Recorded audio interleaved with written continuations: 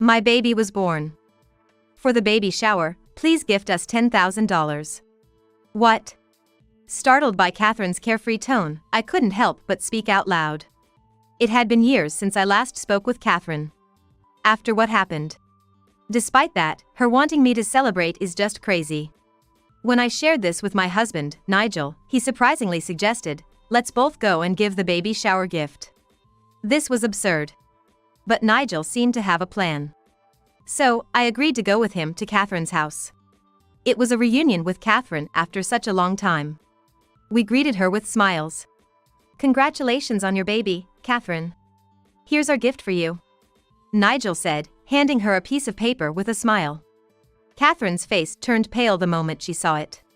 What is this? Catherine turned pale. We meet again, Miss Catherine Jones. Nigel said as he removed his hat and smirked. Seeing Nigel clearly, Catherine's eyes widened in shock. You are... She then started trembling pitifully.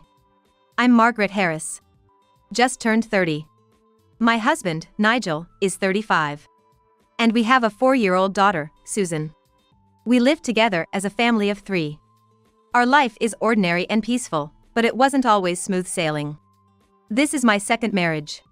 My first marriage was about 5 years ago. Susan is my daughter with my ex-husband, Simon. Simon remarried too. To my sister, Catherine. Catherine is a year younger than me, 29. Given our close ages, we should have remained reasonably close even as adults. However, I haven't been in contact with Catherine for a long time. After what happened, it's understandable. People unaware of the situation often say things like, sisterly fight? Make up soon. But what Catherine did to me isn't something I can just let go of easily. What happened between us sisters? There were complex circumstances involved. As kids, Catherine and I were just like any other sisters. The change started when Catherine entered middle school. She realized she was pretty. She became interested in fashion, hairstyles, and started dieting. Her studies took a back seat. Catherine often got scolded by our parents and teachers. And my existence was a pressure for her. Not to brag, but I was good at academics. Which made her even more irritable when compared to me. I did my best to support her. I asked our parents not to be too hard on Catherine and even helped her with her studies at times. But it seems like things you're not interested in just don't stick. Her grades didn't improve, and Catherine dove deeper into beauty and fashion. She even started doing makeup and became a reader model for magazines by the time she was in high school. Catherine's social circle became quite flashy. Yet, she still looked up to me. Margaret, top of your class again? You're so smart, I really admire you. I brag about you to all my friends. She would say, always speaking kindly of me. Eventually, I got into a prestigious university. A year later, Catherine went to a beauty school. It was around that time when something happened that made me suspicious. I was at a cafe near the train station, working on an assignment, when I heard a familiar voice. It was Catherine and her friends. I remember she mentioned using this cafe sometimes. I felt awkward but decided to stay, as they couldn't see me from where they were sitting.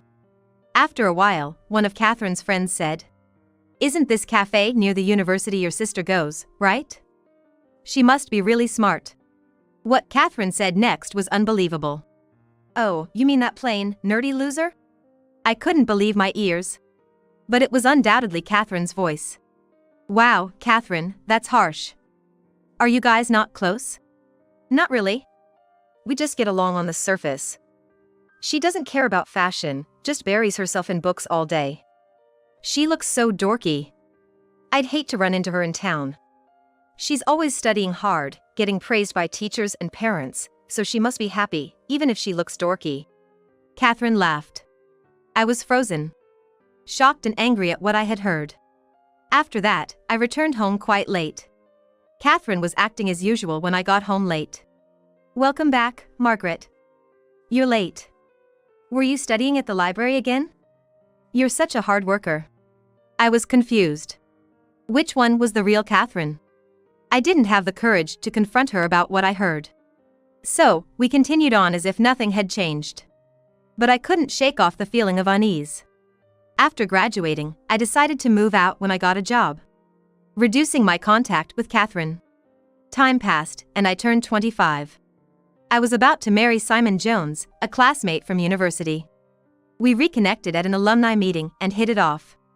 Simon worked for a regular company, but his family owned a lot of land in prime city locations, making them quite wealthy. However, that wasn't why I was drawn to him. It was his generous nature that attracted me. Before the wedding, I went home to introduce Simon to my family. Catherine was there, of course. She had become an esthetician, clearly very conscious about her beauty. Her makeup, style, and fashion were impeccable, just like a model. I was initially tense, but Catherine celebrated my news with the same untroubled laughter as before. My heart gradually warmed to her. Maybe back then, she was just a frustrated teenager. Time has passed, and we've all grown up. That's what I convinced myself of. Due to our closeness in age, Simon, Catherine, and I quickly became good friends. Sometimes, the three of us would even hang out together. If Catherine and I remained awkward, it would have worried Simon too. It turned out to be a good thing. After marrying Simon, I soon became pregnant. I had decided to go back to my parents' place for the birth. So, I consulted with them and started visiting a nearby hospital. It was a busy time. I had severe morning sickness and had to be hospitalized for a while. My parents visited, but I rarely saw Simon and Catherine. But I was too sick to worry about that. I had no energy to worry about what was going on around me. In hindsight, I wish I had been more observant then. If I had, I might have noticed something. And then, I went into labor. I gave birth to a healthy baby girl, Susan. But my health didn't recover quickly. So I stayed at my parents' for a bit longer. Simon, busy with work, hardly visited, leaving us to communicate mainly through emails and phone calls. Gradually, I got better and was ready to return to the home where Simon was waiting. I wondered what he would say when he saw the baby. With such thoughts, I opened the door. "Simon, I'm home." No response. I opened the living room door, and to my shock, there was Simon and Catherine, in a compromising situation. "What?"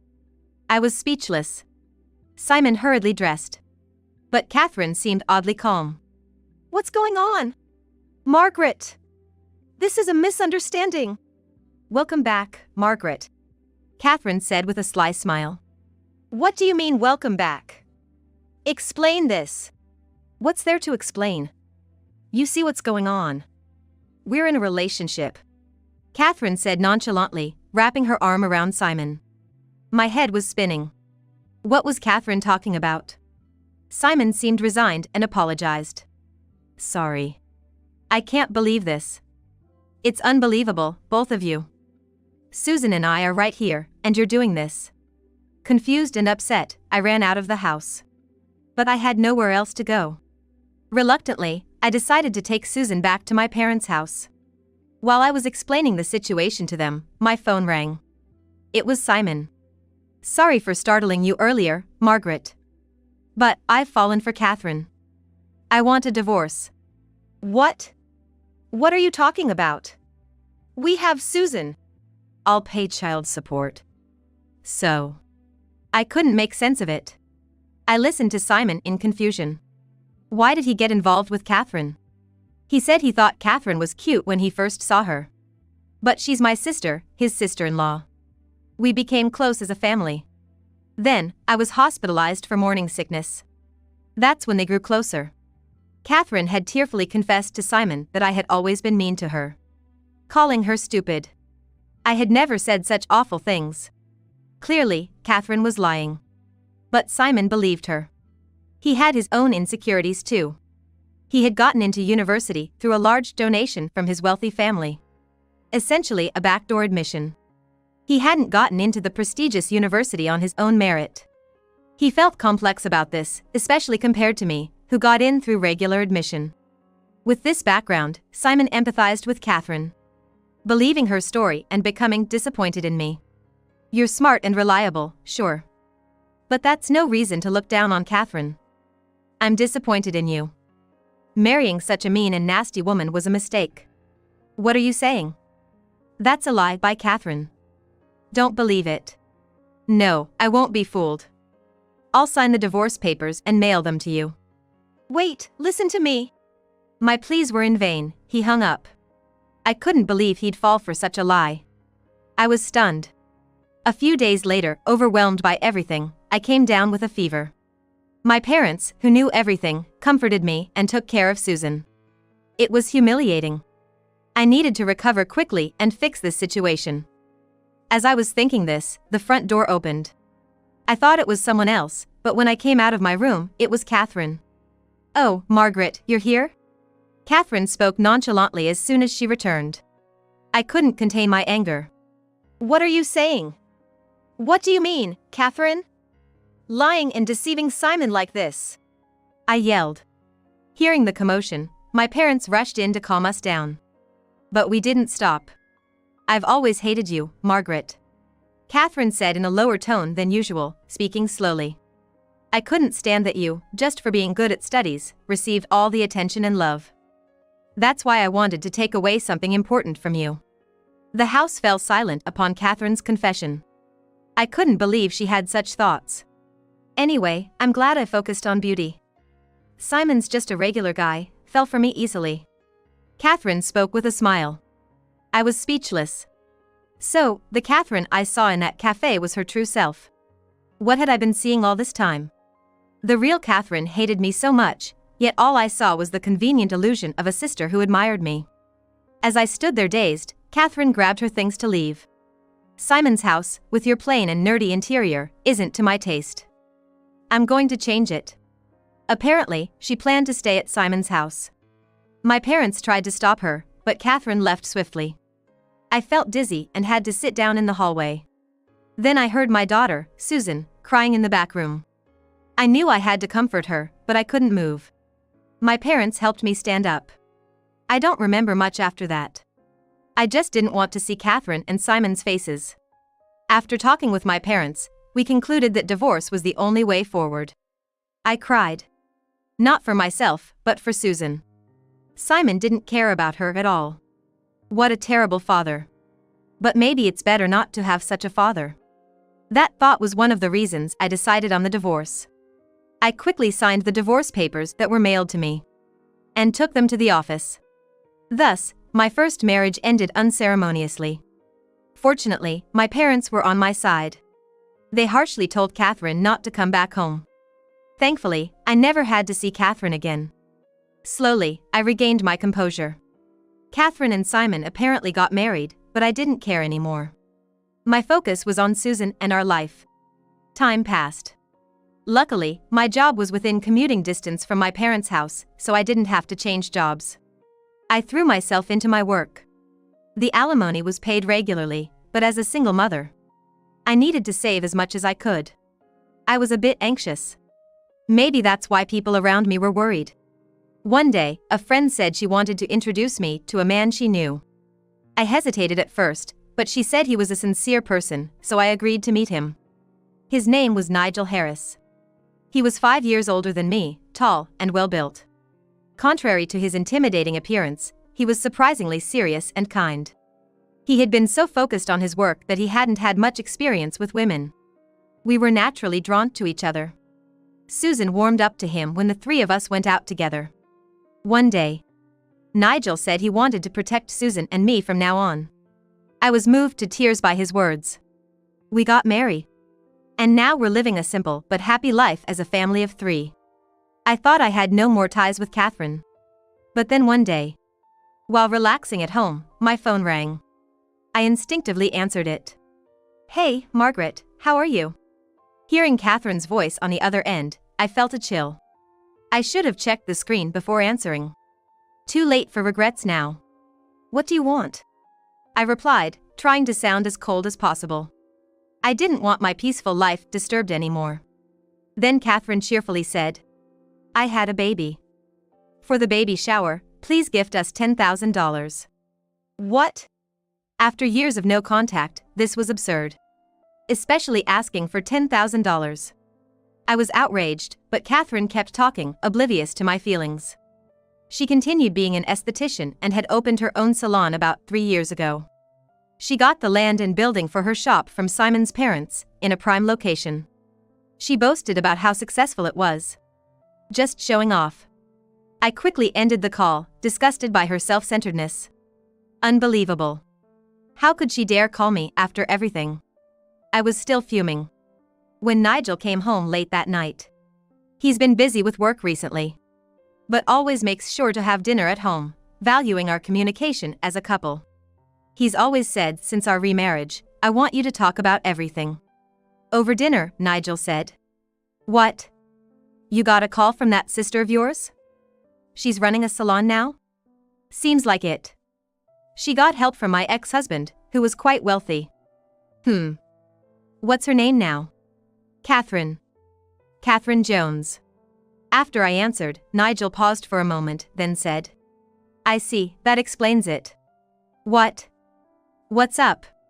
"Well, how about we both go and give a baby shower gift to Catherine's place?" Nigel suggested with a mischievous smile. "What? Why?" "I don't want to do that. Just trust me, I have a plan." Later, Nigel shared a fact and a proposal with me. I was shocked by what I heard. When the weekend came, after leaving Susan with my parents, Nigel and I arrived at Catherine's house. It was a large, impressive house. "Welcome." Catherine greeted us at the door, looking perfect despite having recently given birth. "It's been a while."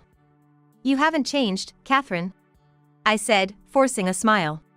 Then, Catherine said with a smirk, "Of course. I never neglect my beauty routines, unlike someone else who got cheated on."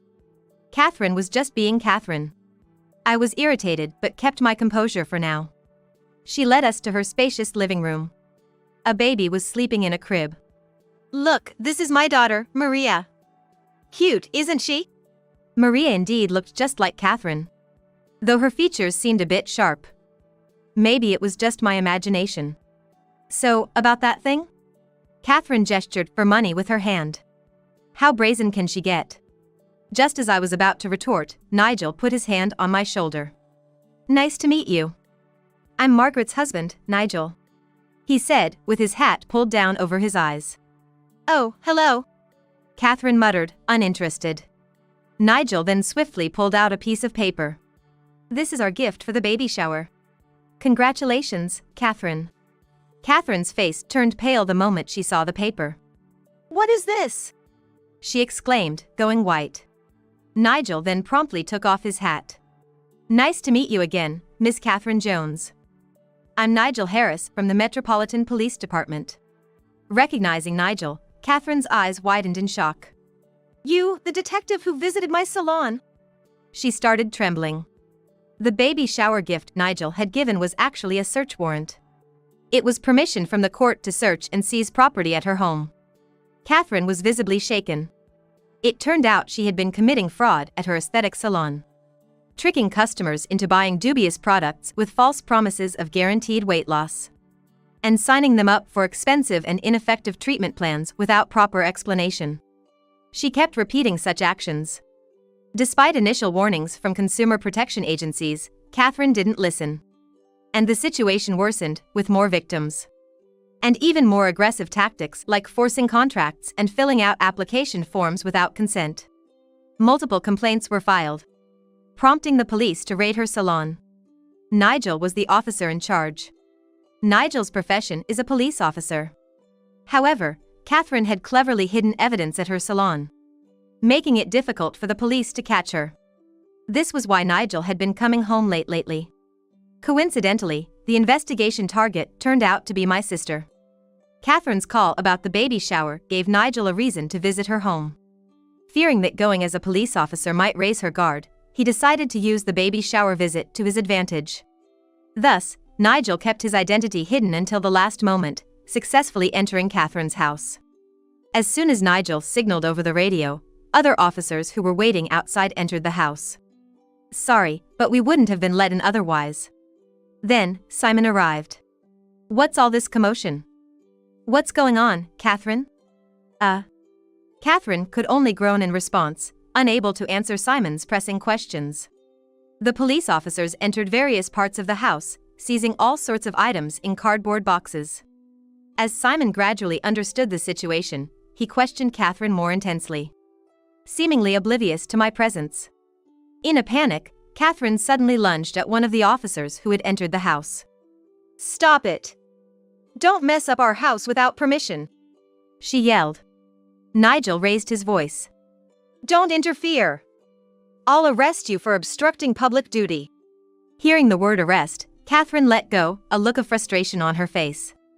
But she wasn't one to give up easily, and glared sharply at Nigel. "I'll tell Simon's father, Daniel. He knows plenty of police officials. He can cover up anything like this." Catherine mentioned the name of Simon's wealthy father, Daniel Jones, who indeed had a wide network and many acquaintances among powerful figures. It made sense that Catherine was counting on him. Catherine turned to Simon and shouted, "You can do it, right? Your father can. He's always been donating money to various places to get favors done." "Hey! What are you saying in front of the police?" Simon was flustered. Catherine, too agitated to think clearly about her words, blurted out everything. Nigel spoke calmly. "The Jones family. The long-standing landlords. Daniel Jones, Simon's father, and a former city council member, quite a wealthy man. So what? What about it? He's already been indicted for bribery in a corruption case. He's currently in custody." "What? My father?" Now it was Simon's turn to be thrown into disarray. The Jones family, despite their wealth, seemed to be mired in corruption. Simon's backdoor university admission suggested a tendency to solve everything with money. "Why is your father involved in such a thing?" "I don't know. But Catherine, you were committing fraud at your salon?" "Shut up, not now." The two began a heated argument. Amidst the chaos, I calmly addressed Catherine. "Why don't you just accept it? It's embarrassing." "What did you say?" "You lied again. For years ago, you fabricated stories about me to Simon, trampling on my heart. And now, you're deceiving your customers for your own gain. No matter how beautiful you are, your heart is ugly, the lowest of the low." "You!" As Catherine opened her mouth to retort, a police officer's voice came from the back room. "We found the business computer." "Damn. Likely, that computer contained the evidence." Catherine bit her lip in frustration. "Catherine Jones, let's continue this discussion at the police station. Please come with us." Catherine's face fell in despair, seemingly out of energy to resist. When brought to the station, Catherine initially denied the fraud charges. However, when the data on the computer was analyzed, evidence was found. Catherine was arrested. The charges were extensive, including fraud, coercion, and forgery of private documents. Catherine's salon, opened about 3 years ago, had apparently been in the red from the start. She had aggressively promoted products to secure even a little revenue. But she didn't want anyone to know about her dire financial situation. Having boasted about opening the salon, she felt compelled to claim it was thriving. Her sudden demand for $10,000 from me was likely just a desperate attempt to cover the salon's deficits under the guise of a baby shower gift. The number of victims who filed complaints against Catherine was in the dozens. Her salon sank further into debt due to liability for damages and eventually closed, leading to bankruptcy. Simon and his family, who had invested capital, were furious. And Simon naturally divorced Catherine. But Simon's household was no longer secure either. Simon's father, Daniel Jones, had also been arrested for bribery. Simon's family was scrambling for money and had to let go of all the land they owned. Simon originally worked at the real estate company run by his father. However, with his father's arrest, the company's control shifted to executives outside the Jones family. Simon was forced out of the company. He later found a job at a completely unrelated company through his connections. But it seems he is now struggling with demanding, low-paid work and having a hard time adjusting to the unfamiliar job. In such a state, he was obviously unable to take care of a child. Maria, the daughter of Catherine and Simon, was temporarily placed in a child welfare facility. It was unfortunate that Maria was born into such a family.